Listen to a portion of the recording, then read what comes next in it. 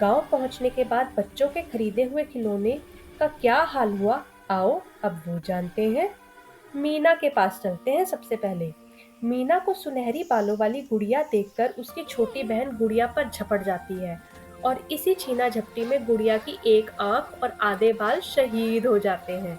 अब यह एक सुनहरे बालों वाली गंजी और काणी गुड़िया थी जिसमें बच्चों की अब रुचि नहीं थी और वो बेचारी वहीं पर पड़ी हुई थी।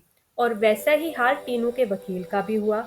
अब वकील साहब तो पढ़े लिखे आदमी है, तो वकील साहब जी को टीनू ने एक टेबल पर बिठाया और गर्मी की वजह से टीनू वकील साहब को पंखा झुलाने लगा। इसी पंखा झुलाने के चक्कर में वकील साहब गिरे धड़ाम और मुंह से निकला हाय राम। और जानते हैं इकबाल के सिपाही के बारे में जिनको गांव के पहरेदारी की जिम्मेदारी दी गई। इकबाल और उसके दो भाइयों ने सिपाही को पालकी में बिठाया और अपने गली के चक्कर लगाने लगे।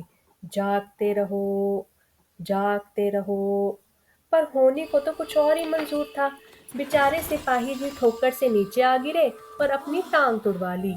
और इकबाल ने सोचा कि वह तो बड़ा अच्छा डॉक्टर है, उसने अंदर से गोंद ली और सिपाही की टांग जोड़नी चाहिए। फिर क्या था, गोंद लगाकर जैसे ही खड़ा किया उसकी एक टांग जवाब दे गई। फिर थोड़ा रोने धोने का कार्यक्रम हुआ और अंत में उसकी दूसरी टांग भी तोड़ दी गई और उससे बाट का काम लिया जाने लगा।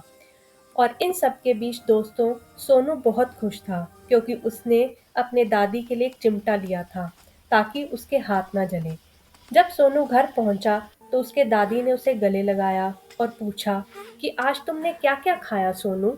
तो सोनू ने अपनी झोली से चिमटा निकाला और दादी के हाथ में थमा दिया और बोला, दादी मैंने तो कुछ नहीं खाया, मैं तुम्हारे लिए चिमटा लाया हूँ ताकि तुम्हारे हाथ ना जले।